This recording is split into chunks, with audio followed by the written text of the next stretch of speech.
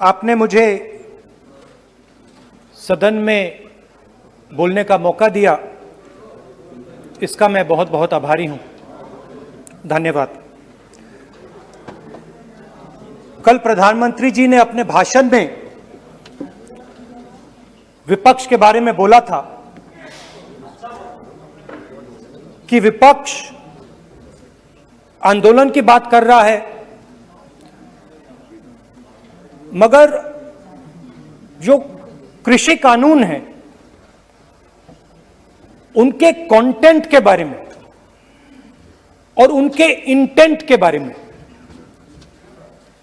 विपक्ष नहीं बोल रहा है।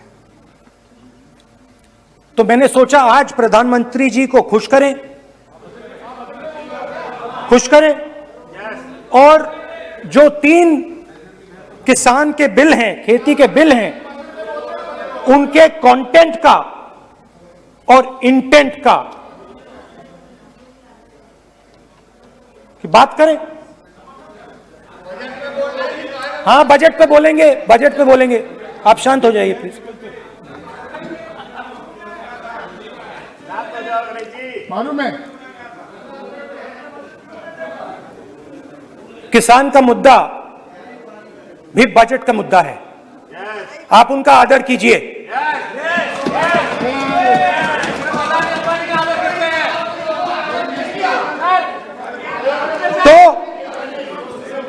तो बात है कि इन 3 कानूनों का कंटेंट और इंटेंट क्या है।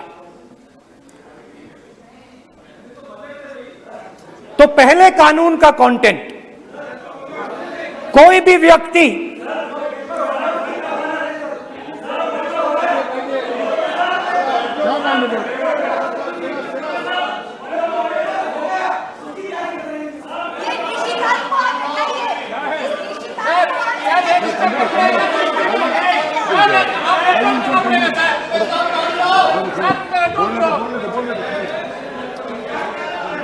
तो पहले कानून का कंटेंट क्या है?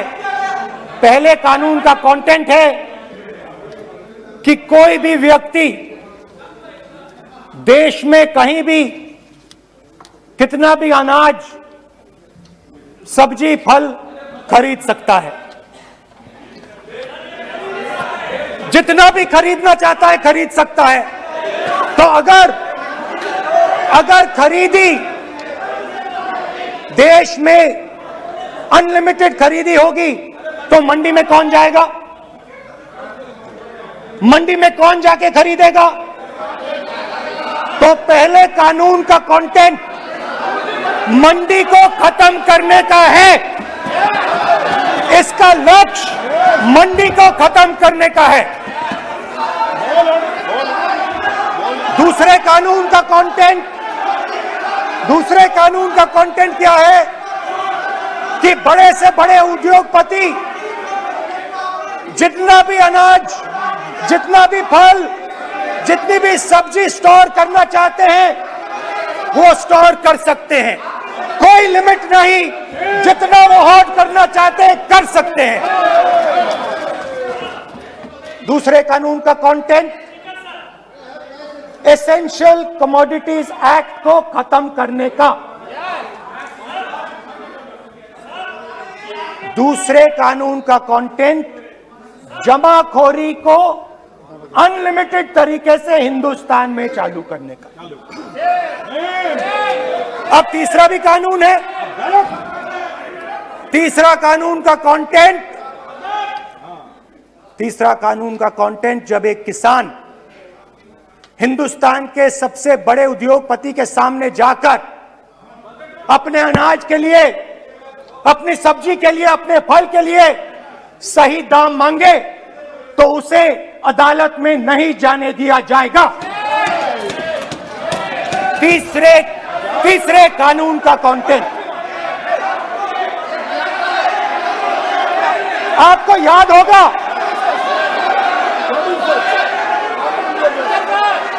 स्पीकर सर,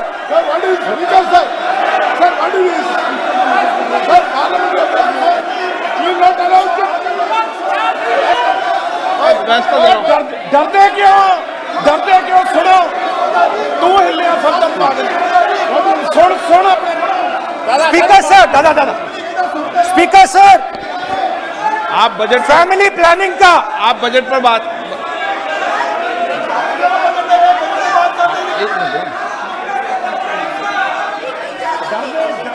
आप सर, सालों पहले फैमिली प्लानिंग का एक नारा था, आपको याद होगा, हम दो हमारे दो। अब मैं इंटेंट की बात करता हूं, कानून के इंटेंट की बात। आज क्या हो रहा है, जैसे कोरोना दूसरे रूप में आता है, वैसे ही ये नारा दूसरे रूप में आया है। आज इस देश को 4 लोग चलाते हैं। आप बजट पर चर्चा कर लें। बजट पे कर रहा हूं सर, बजट पे आ रहा हूं। 4 लोग चलाते हैं, हम दो बता दिया। और हमारे दो। जैसे उस टाइम नाम सब जानते हैं, नाम सब जानते हैं। नो आप बोलो, आप डिस्टर्बेंस मत हम कीजिए। दो हमारे दो। ये किसकी सरकार है? हम दो हमारे दो की। माननीय सदस्य इधर तो आप आसन को पहले कानून का इंटेंट बताता हूं। आप आसन को संबोधित करें। पहले कानून का इंटेंट माननीय सदस्य आप आसन कि हमारे दो मित्रों में से एक जो सबसे बड़ा मित्र है, उसको पूरे हिंदुस्तान के अनाज, फल और सब्जी को बेचने का अधिकार। यह है पहले कानून का इंटेंट। नुकसान किसका होगा? नुकसान ठेले वालों का होगा, नुकसान छोटे व्यापारियों का होगा, नुकसान जो लोग मंडी में काम करते हैं, लाखों लोग, उनका होगा। अब चलिए दूसरे कानून की इंटेंट की बात करते हैं। दूसरा कानून का इंटेंट दूसरे मित्र की मदद करने का है। दूसरे मित्र को पूरे देश में अनाज, फल और सब्जी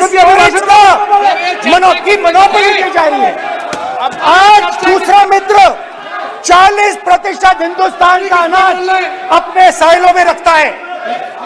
ये कांग्रेस पार्टी की बैठक नहीं है, ये सदन है। फल और सब्जी अगर बजट में साइलोज में रखेगा। ये सभा नहीं है। प्रधानमंत्री कहते हैं सर मैं अध्यक्ष जी आपको कहना चाहता हूँ, जब आपने बजट के लिए चर्चा के लिए पुकारा, मैं बता रहा हूँ, एक मिनट बैठिए। माननीय सदस्य, आज बजट पर चर्चा है, मैं आग्रह करता हूँ। प्रधानमंत्री कहते हैं बजट पर कि मैंने ऑप्शन दिया है। हाँ, आपने ऑप्शन दिया है, 3 ऑप्शन दिए हैं। पहला ऑप्शन भूख, दूसरा ऑप्शन बेरोजगारी, तीसरा ऑप्शन आत्महत्या। ये 3 ऑप्शन आपने दिए हैं। अब देखिए मामला क्या है। मामला यह है कि हिंदुस्तान का सबसे बड़ा बिजनेस, सबसे बड़ा व्यापार एग्रीकल्चर का है। अब बजट 40% आबादी इस पे जीती है, इससे जीती है। 40 लाख करोड़ रुपए का धंधा है। इसमें किसानों को फायदा मिलता है,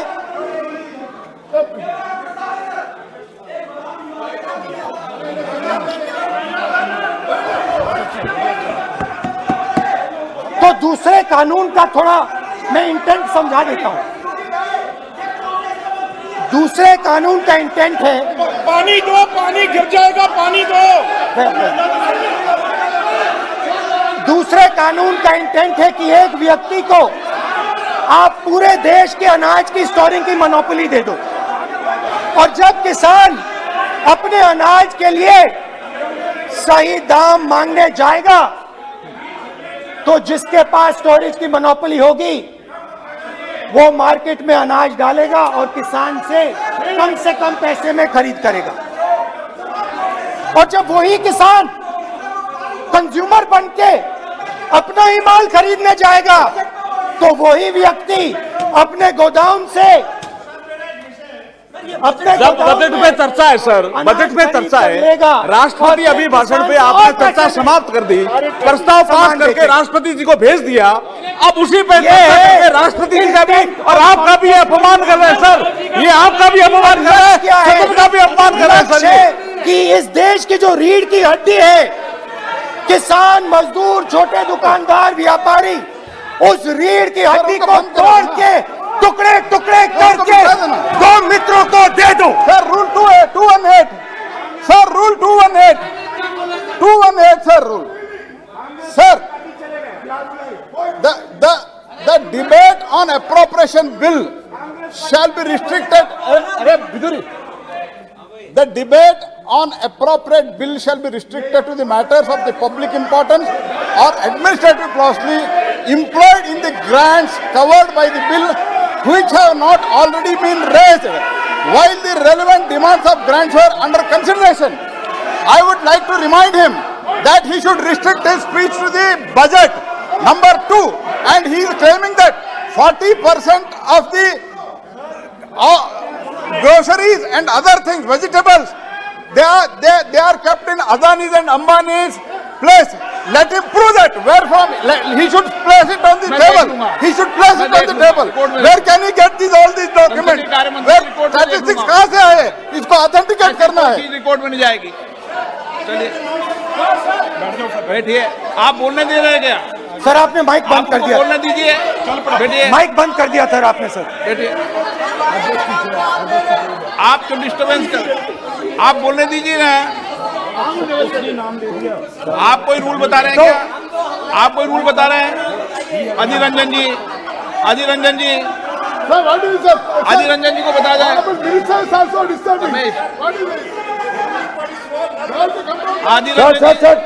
sir 2214 Adhir Ranjan ji 214 sir discussion of a general character, sir, discussion of a general character may be allowed on the motion or any amendment moved thereto, but the details of the grant shall not be discussed further than is necessary to develop the general point.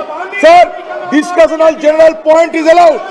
So discussion, it is the discussion on general point. Discussion of general point is allowed in the rule book. Discussion of general point. अच्छा, budget में क्या agriculture मुद्दा नहीं है? Budget में क्या agriculture मुद्दा नहीं है? तो बजट में जब एग्रीकल्चर मुद्दा है तो बजट में क्यों चर्चा नहीं हो सकता एग्रीकल्चर? दादा, My point of order is simple. You listen to this, sir. Please. 349. It says, while the House is sitting, a member, 2, shall not interrupt any member while speaking by disorderly expression or noises or in any other disorderly manner. While Honorable Member Rahul Gandhi is speaking, तब तो जिन्होंने disturb कर रहा है, आप कोई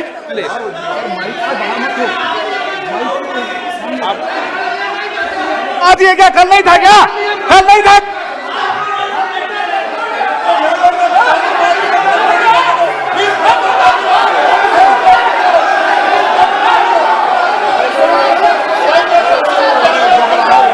अदानी का नाम खुद ले लिया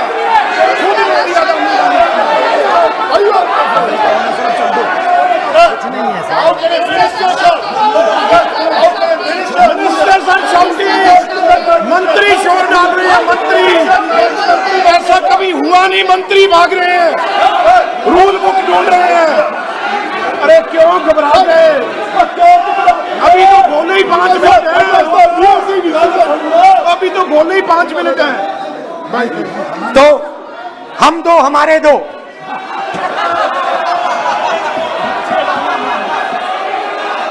वो आपको याद होगा, वो फोटो होती थी 4, हम दो हमारे दो।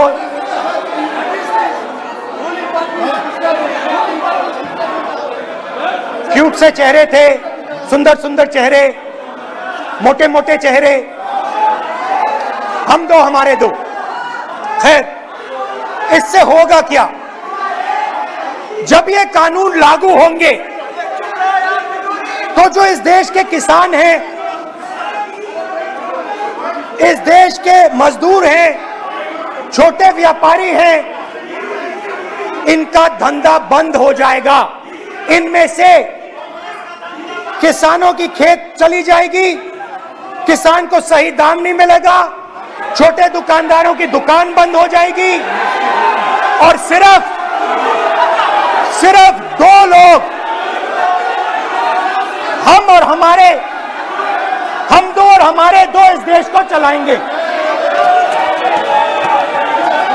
हिंदुस्तान का फूड सिक्योरिटी का सिस्टम है वो नष्ट हो जाएगा और पहली बार सालों बाद एक बार फिर पहली बार हिंदुस्तान के लोगों को भूख से मरना पड़ेगा।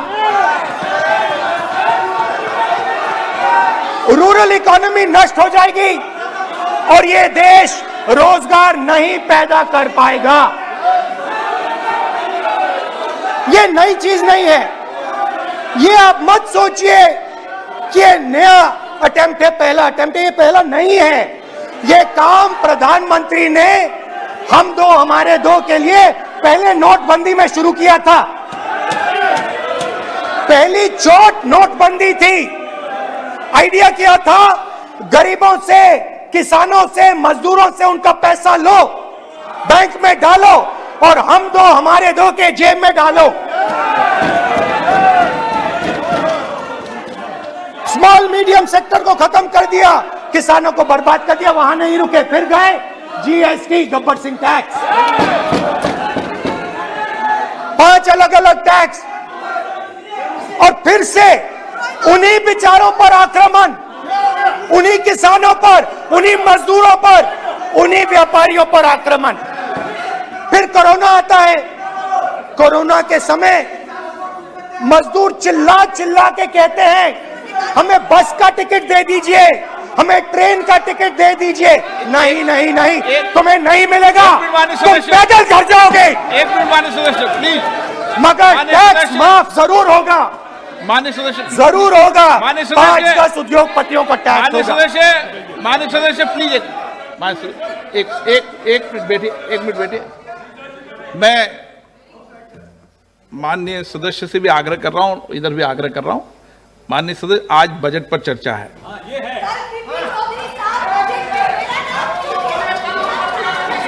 चलो चलाओ। मैं आ रहा हूं सर बजट पे। सर मैं आ रहा हूं बजट पे। मैं सर 5 मिनट में बजट पे आ रहा हूं। मैं फाउंडेशन लगा रहा हूं अभी, फाउंडेशन।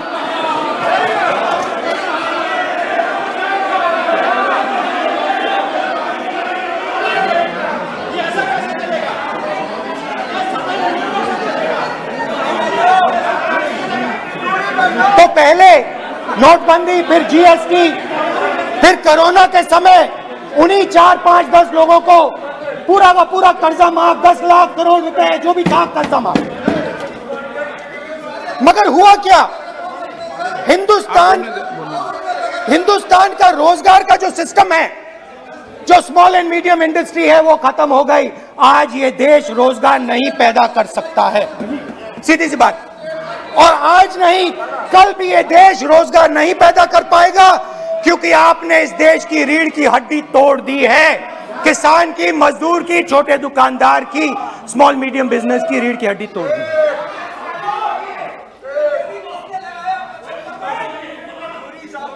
मगर ये मत समझिए कि ये किसानों का आंदोलन है। ये किसानों का आंदोलन नहीं है। आपको बात अभी समझ नहीं आई है। ये देश का आंदोलन है और ये किसान सिर्फ रास्ता दिखा रहा है। किसान अंधेरे में टॉर्च दिखा रहा है और एक आवाज से ये पूरा देश उठने वाला है।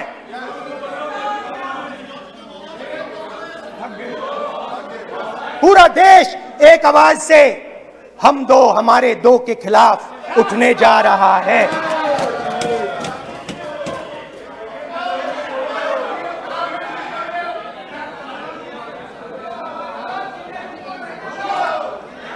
और और ये याद रखिए, मैं कह रहा हूं, लिख के ले लीजिए।